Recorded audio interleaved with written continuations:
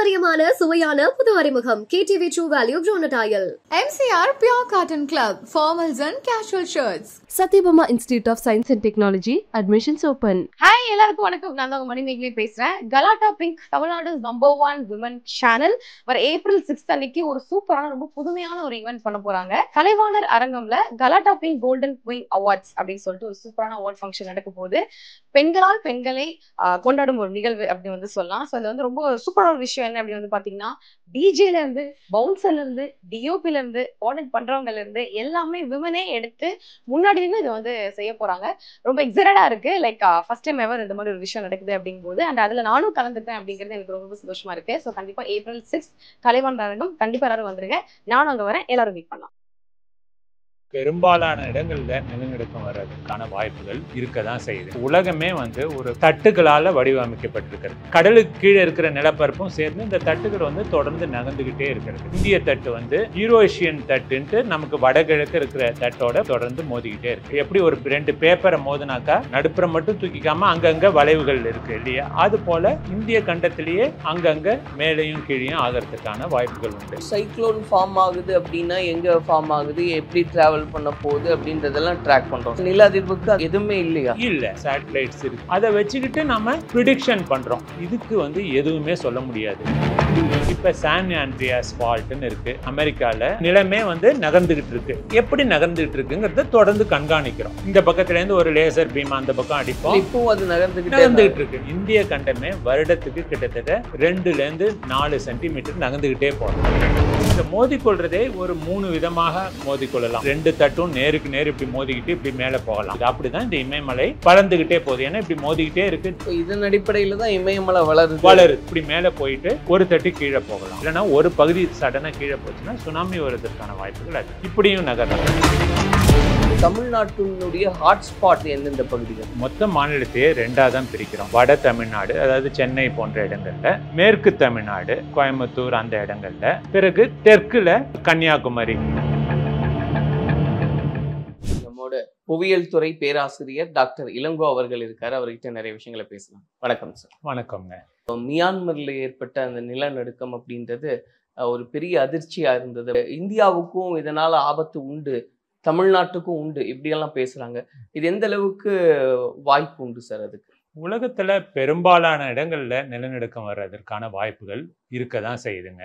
ஏன்னாக்கா உலகமே வந்து ஒரு தட்டுகளால வடிவமைக்கப்பட்டிருக்கிறது. ஒரு பல தட்டுகள் சேர்ந்தது தான் உலகம்.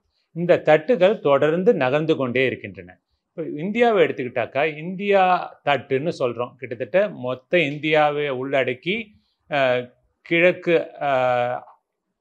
ஆசியாவிலேருந்து தெற்குல வந்து இந்திய மகாசமுத்திரம் வரைக்கும் ஒரு தட்டா இருக்கு. இந்த தட்டு நகர்ந்துகிட்டே இருக்கு. இது போல உலகமே வந்து பல தட்டுகளாக இருக்கின்றன. தட்டுகள்னா உடனே நிலப்பரப்பு மட்டும் இல்லை, நிலப்பரப்புக்கும் உண்டு, நிலப்பரப்புக்கு கீழே இருக்கிற அதாவது கடலுக்கு கீழே இருக்கிற நிலப்பரப்பும் சேர்ந்து இந்த தட்டுகள் வந்து தொடர்ந்து நகர்ந்துகிட்டே இருக்கிறது.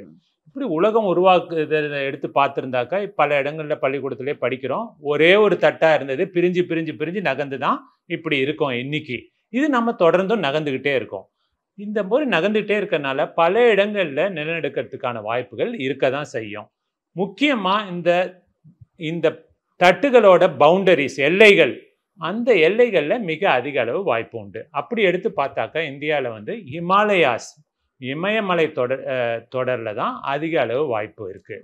ஏன்னாக்கா இமயமலை கிட்ட தான் நம்ம இந்திய தட்டு வந்து யூரோஷியன் தட்டுன்ட்டு நமக்கு வடகிழக்கு இருக்கிற தட்டோட தொடர்ந்து மோதிக்கிட்டே இருக்கு. இதனால அங்கே வந்து அடிக்கடி நில அதிர்வுகள் வர்றதுக்கு ரொம்ப வாய்ப்புகள் அதிகம். அதே நேரத்தில் தென் இந்தியாவில் வாய்ப்புகள் ஒரு அளவுக்கு குறைவானது தான் அப்படின்னு தான் நான் நினைக்கிறேன்.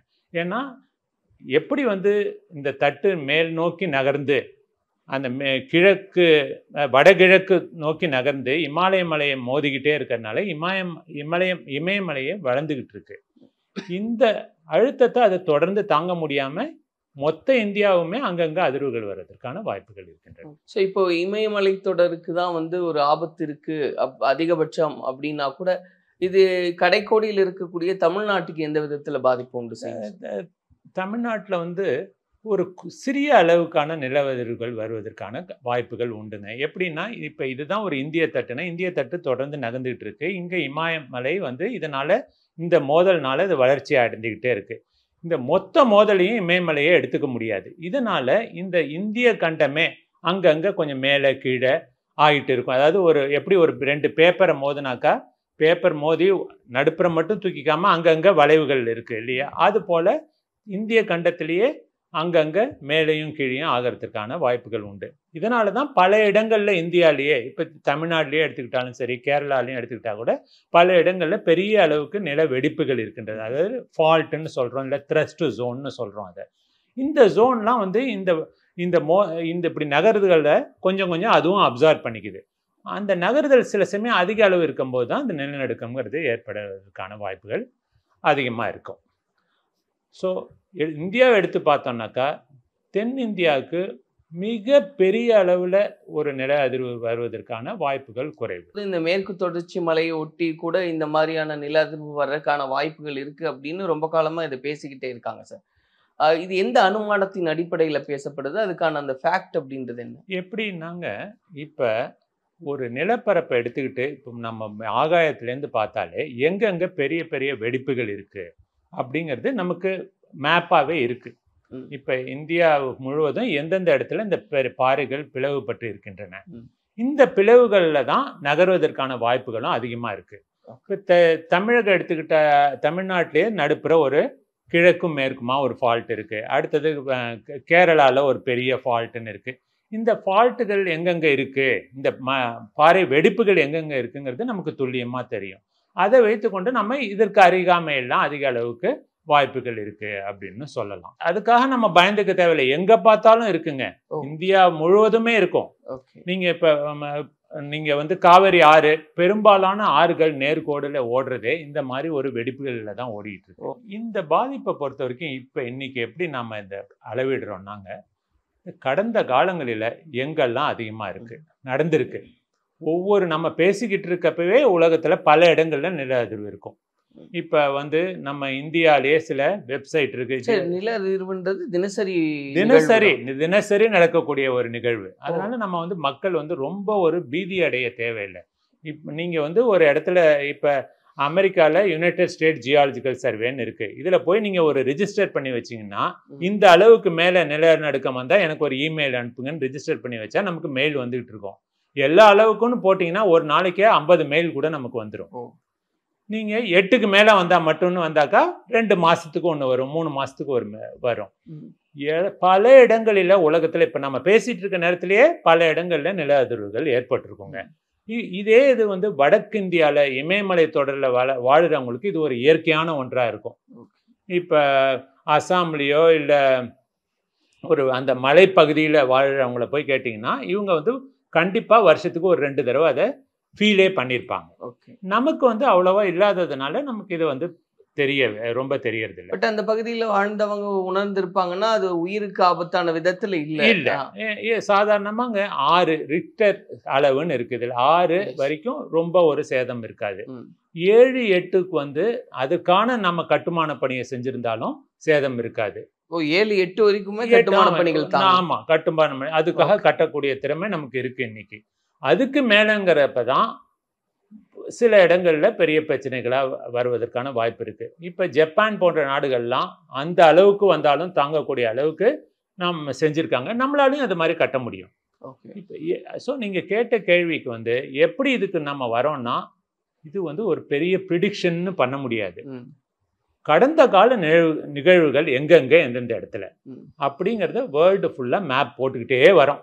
ஸோ இன்னைக்கு ஒரு இடம் வந்ததுன்னா இந்த இடத்துல 3.2, இந்த இடம் 4.2, இந்த இடம் 9, இப்படின்னு புள்ளிகளா போட்டுட்டே வரோம் வேர்ல்டு மேப்ல. அதை வச்சுட்டு எந்த இடத்துல அதிக புள்ளிகள் இருக்கோ அங்கெல்லாம் முன்காலத்துல அதிக அளவு நில அதிர்வுகள் வந்திருக்கின்றன. அதனால வருங்காலங்களிலும் அங்கு வருவதற்கான வாய்ப்புகள் இருக்கின்றன. இப்படி வச்சுதாங்க நம்ம போட்டுக்கிட்டு வரோம். அதே மாதிரிதான் நம்ம இந்திய கண்டத்தையே நான் ஒரு ஜோனா பிரிச்சிருக்கிறோம். 1, 2, 3, 4, 5 அப்படின்னு எங்க ரொம்ப வாய்ப்புகள் அதிகம், எங்க வந்து ரொம்ப குறைவு. இந்த ஜோனா பிரிக்கிறதுமே வந்து பல முன்கால நிலநடுக்கங்களை வச்சுதான் பிரிச்சிருக்கிறோம். இந்த மேப்பும் வந்து போக போக மாறிக்கிட்டே இருக்கும். முதல்ல வந்து சென்னையை எடுத்துக்கிட்டாக்கா 3ன்னு இருந்ததுன்னு நினைக்கிறேன், இப்போ 2ன்னு ஆயிருக்கு. சரிங்களா? எப்படின்னா பல நிகழ்வுகளை வச்சு இந்த மேப்பை மாற்றி அமைச்சுக்கிட்டே போகிறோம். ஸோ இன்றைக்கு வரைக்கும் ஏன்னா பல கிலோமீட்டரு கீழே நடக்கக்கூடிய நிகழ்வு, ஒரு பெரிய ஒரு மீட்டரை வச்சுக்கிட்டோ ஒரு ஸ்டெத்தஸ்கோப்பை வச்சு டாக்டர் கண்டுபிடிக்கிற மாதிரியோ யாராலையுமே வந்து இதை முன்கூட்டியே கண்டுபிடிக்க முடியாது. சில பேர் ஒரு ஜோசியம் மாதிரி இன்னைக்கு இங்கே வரும், இங்கே சன்னு 3 லொக்கேஷனை வச்சுட்டு சொல்கிறோம் அப்படின்னு பல பேர் சொல்கிறாங்க. எப்படி அவங்களும் சொல்கிறாங்கன்னா, பழைய நிகழ்வுகள் எப்படி இருந்தது, அந்த நிகழ்வுகளப்ப எப்படி கோலங்கள் இருந்தது, இதுக்கும் இப்படி ஒரு ரிலேஷன் இருக்குது, இன்னும் அடுத்த வருஷம் இந்த பொசிஷனில் கோலங்கள் வரும், இப்பயும் வரலாம் அப்படின்னு சொல்கிறாங்க. இல்லை அது அறிவியல் ஏற்றுக்குதா சார்? கண்டிப்பாக அது ஏற்றுக்கல. அறிவியல் பூர்வமான அது ஒரு கூற்றே இல்லை. இல்லை அறிவியல் ஏற்றுக்கல, பட் அந்த மாதிரி திரும்ப கோள்கள் அந்த நிலைக்கு வரும்போது மீண்டும் அது ஏற்படுறது உண்டா? சில சமயங்களில் ஒரு ஒரு ஒரு மேபி நடந்திருக்கலாங்க. ஆனால் இதற்கான ஒரு அறிவியல் கூற்று இல்லை. ஓகே. பெரும்பாலும் இப்போ சீதோஷ நிலை, வெப்ப நிலை மாறுதல், இல்லை கிளைமேட் சேஞ்சு, இல்லை கோலங்கள் மாறுதலுக்கும் நேரடி தொடர்பு இல்லை. ஓகே. அதனால இன்னைக்கும் எல்லாருக்குமே இன்னைக்கும் வந்து நிலநடுக்கம் எப்படி நடக்குது, இதை முன்கூட்டியே கண்டுபிடிக்கணும் அப்படிங்கிற ஆர்வம் எல்லாருக்கும் உண்டு. அப்படிதான் இந்த சப்ஜெக்டே வளர்ச்சி அடைந்தது. இது ஒரு 60 வருஷமா நாம இதே ஆர்வத்துல தான் நம்ம வேலை செஞ்சுட்டு இருக்கிறோம். இன்னமும் அதுக்கான ஒரு தெளிவுகள் ஏற்பட. இப்போ சைக்ளோன் ஃபார்ம் ஆகுது அப்படின்னா எங்க ஃபார்ம் ஆகுது, எப்படி டிராவல் பண்ண போகுது அப்படின்றதெல்லாம் ட்ராக் பண்றோம் சார். அழகா. ஆனா நில அதிர்வுக்கு அது போல எந்த ஒரு எதுவுமே இல்லையா? இல்லை. ஏன்னாங்க நீங்க கூறியது போலவே எங்க வந்து நம்ம தொடர்ந்து மேலே சேட்டலைட்ஸ் இருக்கு, செயற்கைக்கோள்கள் தொடர்ந்து நம்ம மேலேயே நிறுத்தி வச்சிருக்கோம். அது தொடர்ந்து வந்து எங்க வந்து ப்ரெஷர் மாறுது, எப்படி வந்து மேகங்கள் சுற்றி கொண்டு இருக்குன்னா இது எந்த திசையை நோக்கி நகருதுன்னு தொடர்ந்து நம்ம கண்காணிக்கிறோம். அதை வச்சுக்கிட்டு நம்ம ப்ரிடிக்ஷன் பண்றோம். நான் இன்னும் 3 நாள் என்ன ஆகும் அப்படின்னு சொல்றோம். அதுவும் பல நேரங்களில் தவறுதலாக இருக்குது. அது போலவே இதுக்கு வந்து எதுவுமே சொல்ல முடியாது. என்ன சொல்லலாம்னா, எந்தெந்த இடங்கள்லாம் நான் முதல்ல கூறின மாதிரி நிலத்தட்டுகள் அந்த பவுண்டரியில் இருக்கிற இடம்லாம் அதிகம். நீங்கள் இந்த நான் டாட்ஸ் சொன்னேன் இல்லைங்க, எங்கெங்கெல்லாம் நடந்திருக்கு, அதை எடுத்து பார்த்தீங்கனாலே எல்லாமே அந்த தட்டுகளோட எல்லைகளில் தான் இருக்கும் அதிக அளவு. மற்ற இடங்கள்லாம் குறைவாக இருக்கலாம். இது ஏன் ரொம்ப ஒரு பேசு பொருளாக இது ஆகுதுன்னாக்கா, இதற்கான நம்ம ஒரு நிலைப்பாடுகளை எடுத்து நம்ம கட்டிடங்களை கட்டாமல் பெரிய சேதம் வர்றதுனால இதை நம்ம ரொம்ப அதிகமாக பேசுகிறோம். எங்கேயோ பல இடங்களில் மக்களே இருக்கிற இடத்துல இதே அளவு நிலநடுக்கமும் ஏற்பட்டுக்கிட்டு இருக்கும். ஆனால் அதை பற்றி நம்ம ரொம்ப பேசுறதில்ல, ஏன்னா பெரிய அளவு சேதம் ஏற்படவில்லை. இப்போ சான் ஆண்ட்ரியாஸ் ஃபால்ட்டுன்னு இருக்குது அமெரிக்காவில் மேற்கு பகுதியில். அது வந்து நாம் இப்போ பேசின மாதிரியே ஒரு பெரிய ஒரு கோடில் அது ஃபால்ட்டுனாக்கா அந்த 2 சைட்லேயும் பாறைகள்னு சொல்ல முடியாது, நிலமே வந்து நகர்ந்துக்கிட்டு இருக்கு. எப்படி நகர்ந்துகிட்டு இருக்குங்கிறத தொடர்ந்து கண்காணிக்கிறோம். இந்த பக்கத்துலேருந்து ஒரு லேசர் பீம் அந்த பக்கம் அடிப்போம். இப்போ அது நகர்ந்துகிட்டு இருக்கு. அனுதினமும் அது ஆமா, அனுதினமும். அப்படி பார்த்தா நம்ம பேசுறப்பவே நாமளே இந்தியாவே வந்து நகர்ந்துகிட்டு இருக்கிறோம். வட கிழக்கு நோக்கி நம்ம நகர்ந்துகிட்டே இருக்கிறோம். இந்திய கண்டமே வருடத்துக்கு கிட்டத்தட்ட 2லேருந்து 4 சென்டிமீட்டர் நகர்ந்துகிட்டே போறோம். நாம பேசிலிருந்து 4 சென்டிமீட்டர் வரைக்கும் நகர்ந்துகிட்டே போறோம். இதை கண்காணிச்சுட்டு இருக்கிறோம். இதை எப்படி கண்காணிச்சுட்டு இருக்கோம்னா, இன்னைக்கு நம்ம கைபேசியில நாம போறதுக்கு குளோபல் பொசிஷனிங் சிஸ்டத்தை யூஸ் பண்ணி இந்த ஒருத்தர் இலக்கை சென்று அடையிறோம். அது மாதிரி இல்லாம அதே போனை தரையிலேயே பர்மனண்டா ஃபிக்ஸ் பண்றோம். அதாவது பர்மனன்ட் குளோபல் பொசிஷனிங் சிஸ்டம்னு மிக திடமான இடங்கள்ல அதை ஃபிக்ஸ் பண்ணியிருக்கிறோம். கிட்டத்தட்ட இந்தியாவிலே ஒரு 60 இடத்துல இருக்குன்னு நினைக்கிறேன். எப்படின்னா, இப்போ சென்னைன்னு எடுத்துக்கிட்டாக்க சென்னையில் மண்ணெல்லாம் தோண்டிட்டு பாறைகள்லேருந்து ஒரு பில்லர் அமைச்சு அந்த ஜிபிஎஸ்ஸை பொருத்திருக்கிறோம். இப்படி பொருத்துறதுனால இந்த நிலப்பரப்பை எப்படி நகருது அப்படின்னு நம்ம பார்க்க முடியும். எப்படி நாம வந்து ஃபோனில் வச்சுட்டு நாம போகிறத நாம பார்த்துக்கிறோம், அது மாதிரி இல்லாமல் ஜிபிஎஸ்ஸை ஒரே இடத்துல வச்சுட்டதுனால நிலப்பரப்பு எப்படி நகர்ந்துட்டு இருக்குங்கிறத நம்ம கண்காணிக்கிறோம். அதை வச்சு தான் துல்லியமாக நம்ம வந்து ஒவ்வொரு இடத்த பொறுத்து மாறுதுங்க. ஒரு இடத்துல 2 சென்டிமீட்டர் நகர்ந்துட்டு இருக்கோம், ஒரு இடத்துல 4 சென்டிமீட்டர் நடந்துட்டு இருக்கோம். இப்போ மொத்த இந்தியாவும் ஒரே அளவு நகர்ந்துட்டு இருந்ததுன்னா உள்ளுக்குள்ள எந்த ஒரு நில அதிர்வும் வராது இல்லைங்களா? இப்போ வந்து இது வேறுபடுறதுனால தான் அங்கங்க சில இடங்கள்ல நில அதிர்வுகள் ஏற்படுது. தொடர்ந்து இது மாதிரி தான் நம்ம கண்காணிச்சுட்டு இருக்கலாம் முடியுதே வழிய எந்த நேரத்துல ஒரு பெரிய நில அதிர்வு வரும் அப்படிங்கிறதுக்கு இது வரைக்கும் ஒரு ஓகே. ஒரு தீர்வே இல்லாமல் தான் போயிட்டு இருக்கு. ஆனால் தொடர்ந்து ஆராய்ச்சியாளர்கள் இதுக்கான முயற்சியில் ஈடுபட்டுக்கிட்டே வந்துட்டு இருக்காங்க. மொத்த தட்டுலையுமே அங்கங்கே நில அதிர்வுகள் இருக்கும். அதிக அளவு அதிர்வுகள் வந்து இது மோதிக்கொள்ற இடத்துல இருக்கும். இந்த மோதிக்கொள்றதே ஒரு 3 விதமாக மோதிக்கொள்ளலாம். ஒன்று வந்து 2 தட்டும் நேருக்கு நேர் இப்படி மோதிக்கிட்டு இப்படி மேலே போகலாம். அதுதான் இப்போ நம்ம இமயமலை தொடர்ச்சியில் ஏற்பட்டுட்டு இருக்கு. இன்னொரு இடத்துல ஒரு தட்டுகள் இப்படி மேலே போயிட்டு ஒரு தட்டு கீழே போகலாம். இன்னொரு இடத்துல இப்படி சைடில் இப்படியும் நகரலாம். இதுதான் 3 விதமான தட்டுகள் வந்து தட்டுகளுக்குள்ள ஒரு மோதல் ஏற்படுகிறது. இல்லை எந்த விதத்தில் அதிகப்படியான பாதிப்பு உண்டு? எந்த விதத்தில் அதிகபட்சம் இப்போ நாம பேசின மாதிரியே ரெண்டும் ஒன்றுக்கு ஒன்று மோதிக்கிறப்ப எப்படி நம்ம 2 பேர் நேராக மோதிக்கிறது மாதிரி தானே அது. பெரிய தட்டுகள் வந்து அதுவும் இவ்வளோ பெரிய அளவில் இருக்கிற தட்டுகள் மோதிக்கிட்டு இருக்கப்ப இப்படி மேலே போகுது. அப்படிதான் இந்த இமயமலை வளர்ந்துகிட்டே போகுது. ஏன்னா இப்படி மோதிக்கிட்டே இருக்கு. தினம் நம்ம நகர்ந்துகிட்டே இருக்கிறோம். இதன் அடிப்படையில தான் இமயமலை வளருது. இமயமலை வந்து அதுவும் வந்து ஒரு 3லேருந்து 4 சென்டிமீட்டர் நினைக்கிறேன், தோராயமா சொல்றேன். அதுவும் வருடம் வளர்ந்துகிட்டு இருக்கு. வருடம்னா வருஷத்துக்கு வருஷம் டக்குன்னு போல எவரி மடி துளியும் நகர்ந்துகிட்டே இருக்கும் நம்ம. அதனால அது மேலே போயிட்டே இருக்கு. இது மொத்த இந்தியாவும் ஒரே அளவுக்கு மேலே மோதிக்கிட்டே இருந்ததுன்னா அது மட்டும் அஃபெக்ட் ஆகும். ஆனால் அப்படி இல்லை. இங்கே வந்து ஒவ்வொரு இடத்துலையும் வெவ்வேறு மாதிரி நிலம் வந்து நகர்ந்துகிட்டு இருக்கு. அதெல்லாம் தான் நம்ம இந்தியா முழுவதும் நிறுவியிருக்கிற இந்த பர்மனன்ட் குளோபல் பொசிஷன் சிஸ்டம் மாதிரி வச்சு நம்ம எப்படி நகருதல் இருக்கு. ஏன் கான்பூரில் இந்த அளவுக்கு நகருது, ஹைதராபாத்தில் இவ்வளோ தான் இருக்குது, சென்னையில் இவ்வளோ தான் இருக்குது அப்படிங்கிறத வச்சு இடையிலெல்லாம் என்னென்ன இடத்துலலாம் பாறை வெடிப்புகள் நகரக்கூடிய வாய்ப்பு இருக்குன்னு பார்த்துக்கிட்டு இருக்கிறோம். ஆனால் இதை வச்சுட்டு முன்கூட்டியே சொல்லுவது வந்து கொஞ்சம் கடினம். ஆனால் பல பேர் இதுக்கான ஆராய்ச்சிகள்லாம் செஞ்சிட்டு இருக்காங்க. ஆனால் அதுக்காக செலவு வந்து மிக மிக அதிகங்க. உதாரணத்துக்கு எடுத்துக்கிட்டால் நிலத்தடி நீரை வச்சுட்டு கூட அதோட மாறுபாடுகளை வச்சுட்டு கூட நிலநடுக்கத்தை ப்ரெடிக்ட் பண்ணணும்னு சொல்கிறாங்க. ஆனால் அதுக்கான நிலத்தடி நீர் மாதிரி வந்து நம்ம பல கிலோமீட்டர் கீழேருந்து எடுக்கணும். தொடர்ந்து எடுத்து அதை ஆராய்ச்சி செய்துக்கிட்டே இருக்கணும்.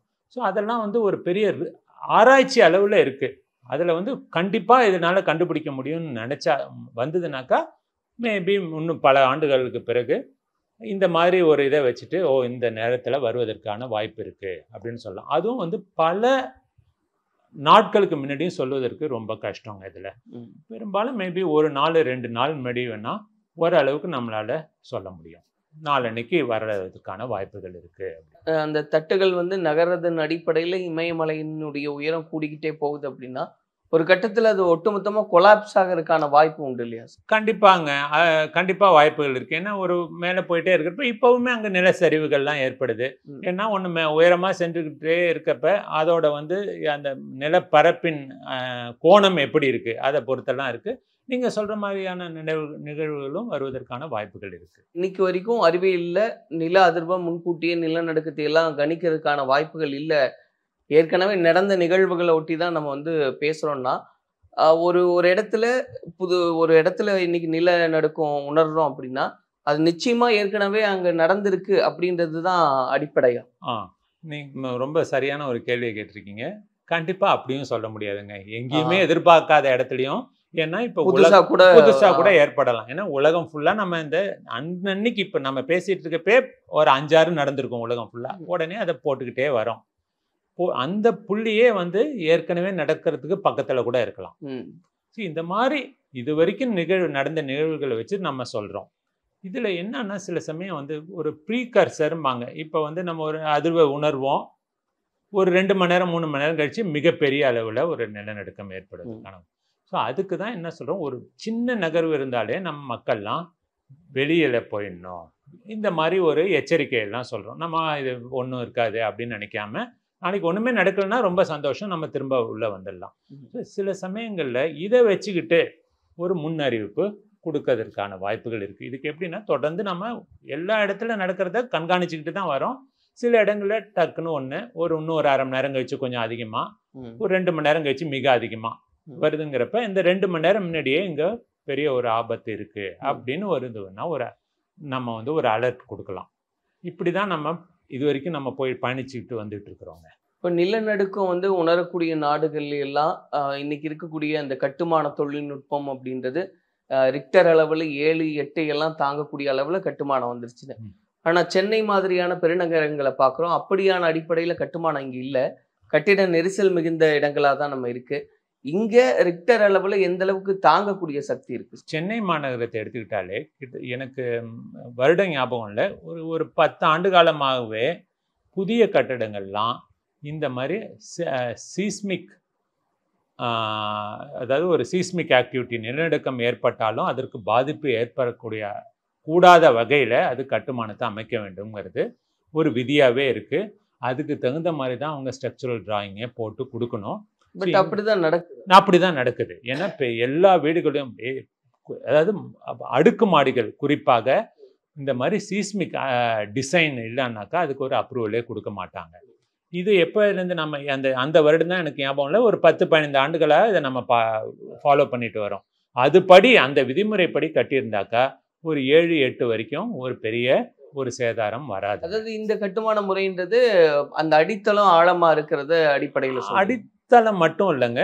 இப்போ வந்து ஒரு எப்படி ஒரு சீட்டு கட்டு வைக்கிறோம், சீட்டு கட்டை இப்படி தொட்டா கீழே விழுந்துடுது, எல்லாரும் விளையாண்டுருப்போம். அதே சீட்டு கட்டை ஒரு அடுக்கின பிறகு எல்லாத்துலேயும் இப்படி ஒரு சல்லோ டேப்பை போடுறோம்னு வச்சுக்கோங்க. எல்லா இடத்துலையும் போட்டாக்கா தொட்டாலும் விழாது. அந்த மாதிரி தாங்க இதில் வந்து ஒரு சின்ன சின்ன மாறுதல்கள். எப்படி வந்து நம்ம ஒரு காலம் பீம் போடுறோம், சில இடங்கள்ல கிராஸ் பீம் சஜஸ்ட் பண்ணுவாங்க. ஸோ மொத்த ஸ்ட்ரக்சரும் அப்படியே சாய முடியாது. அது சாய முடியாத மாதிரி கட்டுறது. எப்படி வந்து ஒரு கண்டெய்னரை ஒரு லாரியில் ஏற்றிட்டு எப்படி அதை டை பண்ணுறாங்க, அந்த மாதிரி ஒரு கிராஸில் இதை போடுவோம், ஒரு ரீஇன்ஃபோர்ஸ்மெண்ட் கொடுத்துங்க. அந்த மாதிரி டிசைன் பண்ணுறதுனால இந்த மாதிரி ஒரு ஷேக் வரும்போது அது அப்படியே ஒரு சீட்டுக்கட்டு போல குலுங்க முடியாது. அந்த மாதிரி இருக்க முடியாது. மொத்த கட்டிடமுமே ஆடும், ஆனா உடைந்து விழாது. அந்த மாதிரி வடிவமைப்பு செய்யக்கூடிய திறன் உலக நாடுகள்ல எல்லாருக்கும் இருக்கு. நம்மளும் அது மாதிரி கட்டிக்கிட்டு வரோம். இப்போ தமிழ்நாட்டில் இருக்கக்கூடிய கட்டுமானங்கள்லாம் அதை தாங்கக்கூடியதா இருக்கும். அது எந்த அளவு ரிக்டர் அளவு? கிட்டத்தட்ட 7-8 வரைக்கும் தாங்குற மாதிரி தாங்க இருக்கும். பட் நிறைய பேர் பேசும்போது இப்போ 7 அப்படின்றதெல்லாம் கடந்துட்டோம் அப்படின்னாலே பெரிய ஆபத்துகள் உண்டு. கண்டிப்பா பெரிய ஆபத்து உண்டுங்க. ஏன்னா நம்ம எடுத்து பார்த்தோம்னா கட்டிடங்கள்லாம் எவ்வளவு கட்டிடங்கள் ஒரு 10 வருஷம் புதிய கட்டிடங்களுக்கு பெரும்பாலான சேதங்கள் ஏற்படாது. ஆனா நம்ம எடுத்து பார்த்தாக்கா பல பேர் வந்து பழைய கட்டிடங்கள்ல இருக்கும். அதே மாதிரி சின்ன வீடுகளுக்கு இந்த இது பொருந்தாது. ஸோ அவங்களுக்கும் ஆபத்து ஏற்படலாம். இப்போ அவங்க மேலே ஒரு கூரையை கட்டியிருப்போம், ஒரு ஷெட்டை கட்டியிருப்போம், ஒட்டுமொத்த வீடும் கீழே விழுவதற்கான வாய்ப்புகள் இருக்குது. ஸோ அப்படி இருக்கும்போது சேதங்கள் அதிகமாக தான் ஏற்படும். ஸோ மக்கள் வந்து ஒரு விழிப்புணர்வோடு இருந்தாக்கா இந்த சேதங்களை மிக மிக குறைக்கிறதுக்கான வாய்ப்புகள் உண்டு. சரி, இப்போ இந்த கடந்த ஒரு 50 ஆண்டு இல்லை 100 ஆண்டு அடிப்படையில் இப்போ தமிழ்நாட்டினுடைய ஹாட்ஸ்பாட் அப்படின்னு குறிக்கப்படுறது எந்தெந்த பகுதிகள் சார்? ஏற்கனவே நில அதிர்வை நம்ம உணர்ந்திருக்கோம், கொஞ்சம் ஜாக்கிரதையா இருக்க வேண்டிய பகுதிகள் அப்படின்னு நான் வந்து ஒரு மேப் ஒன்று இப்போ பார்க்குறீங்க. அந்த மேப்பை வச்சே நீங்கள் பார்த்தீங்கன்னா தமிழகத்தை வந்து ஒரு பல பகுதிகளாக பிரிச்சிருக்கிறோம். அந்த பிரிவை எப்படி பிரிச்சிருக்கிறோம்னா எந்த இடத்துல அதிக அளவு நில அதிர்வுகள் வந்திருக்கிறது, இதை வச்சு தான் அந்த நிலப்பரப்பை பிரிச்சிருக்கிறோம். ஸோ அதுபடி பார்க்கும்போது அதிக அளவில் நிலநடுக்கம் வந்த இடங்கள் வந்து நாம் வந்து ஒரு திரும்பவும் ஏற்படுவதற்கான வாய்ப்புகள் அதிகம் அப்படின்னு எடுத்துக்கலாம். சரி, இப்போ இந்த கடந்த கால நிகழ்வுகள் அடிப்படையில் தமிழ்நாட்டை பொறுத்த மாட்டிலும் ஹாட்ஸ்பாட் அப்படின்றது எதெல்லாம் உண்டு? எப்படின்னாங்க ஒரு இந்தியாவே நம்ம வந்து ஒரு 5 ஜோனாக பிரிச்சிருக்கிறோம். 5ங்கிறது வந்து மிக அதிக அளவு வாய்ப்பு உள்ளது, 1ங்கிறது ஒரு மாதிரி சேஃபான இடம். அதே போல் தமிழ்நாடு எடுத்து பார்த்தாக்கா தமிழ்நாடு வந்து மொத்த மாநிலத்தையே 2ஆக தான் பிரிக்கிறோம். அதாவது 3-2. ஓகே, அதாவது 4-5 மிக அதிகம். அதெல்லாம் வந்து நான் முதல்ல நம்ம பேசின மாதிரி இமயமலை கிட்ட இருக்கிற ஊர்கள்லாம் 5ல் இருக்கும், அது கீழே 4ஆக இருக்கும். நம்ம இடங்கள் எல்லாமே 3-2ல் தான் இருக்கிறோம். அதில் அந்த 3-2ல் அதிகபட்சம் இருக்கிற இடம்னு எடுத்து பார்த்தாக்கா வட தமிழ்நாடு, அதாவது சென்னை போன்ற இடங்கள்ல, அப்புறம் மேற்கு தமிழ்நாடு, அதாவது கோயம்புத்தூர் அந்த இடங்கள்ல, பிறகு தெற்குல கன்னியாகுமரி, இந்த இடங்களை தவிர பெரும்பாலான மாநிலம் வந்து கம்பேரிட்டிவ்லி சேஃப் அப்படின்னு தான் இது வரைக்கும் நம்ம மேப் பண்ணி வச்சிருக்கிறோங்க. சரி, அப்போ தமிழ்நாட்டை பொறுத்த மட்டிலும் ஆபத்தான பகுதிகள்னு குறிக்கப்படுறது அப்படின்றது சென்னை, கோவை, கன்னியாகுமரி, இந்த பகுதிகள் இதோட சரௌண்டிங் அப்படின்னு புரிஞ்சுக்கலாமா? கிட்டத்தட்டங்க. இப்போ நம்ம ஒரு தமிழ்நாடு மேப் எடுத்துக்கிட்டா சென்னையிலேருந்து அப்படியே நம்ம தருமபுரி, கிருஷ்ணகிரி, ஈரோடு, சேலம் அந்த வடமேற்கு பகுதிகள் வந்து 3ஆகவும், அதுக்கு பிறகு தென் பகுதியான கன்னியாகுமரி அந்த இடங்களும் 3ஆகவும், மற்ற இடங்கள்லாம் 2 அப்படிங்கிறது தான் இது வரைக்கும் இப்போ கிளாஸிஃபை பண்ணி வச்சுருக்கிறோம்.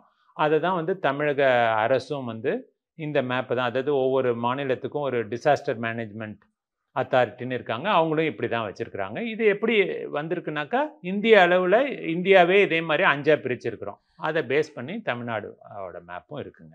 Okay sir. இப்போ இது வந்து சென்னைக்கு நம்ம யோசிக்கும் போதெல்லாம் மழையும் வெள்ளம் கடல் சீற்றம் இப்படியான ஆபத்துகள் தான் இருக்குது அப்படின்றது தான் பெருவாரியாக தெரியும்.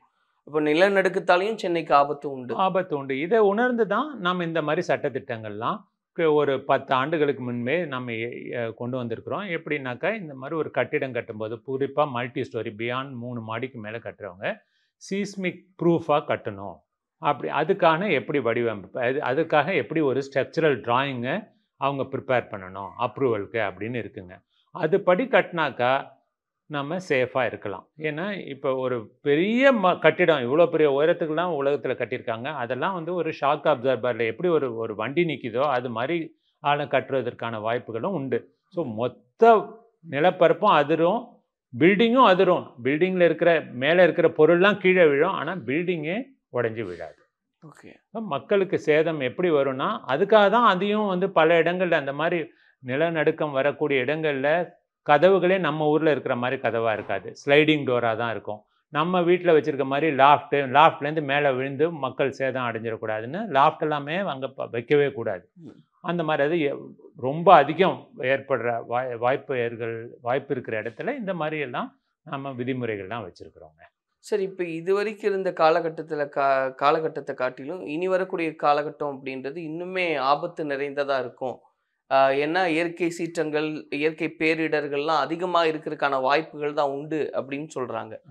அதன் அடிப்படையில் இதையும் நம்ம எதிர்கொள்ள தயாராக இருக்கணும். என்னை பொறுத்த வரைக்குங்க, நீங்கள் சொன்னது வந்து இயற்கை பேரிடர்கள் வருவதற்கான வாய்ப்புகள் அதிகம் அப்படின்னு சொல்கிறது சரியானதாக எடுத்துக்கலாம். ஆனால் நிலநடுக்கத்தை பொறுத்த வரைக்கும் சீதோஷ்ண நிலை மாறுபடுறதுனால, பருவ காலங்கள் மாறி, இப்போ கிளைமேட் சேஞ்சினால, அதனால வந்து நிலநடுக்கம் வந்து அதிகமாகுதோ குறையிறதோ ஆக போகிறதில்லை. அதுக்கும் இதுக்கும் சம்மந்தம் இல்லை.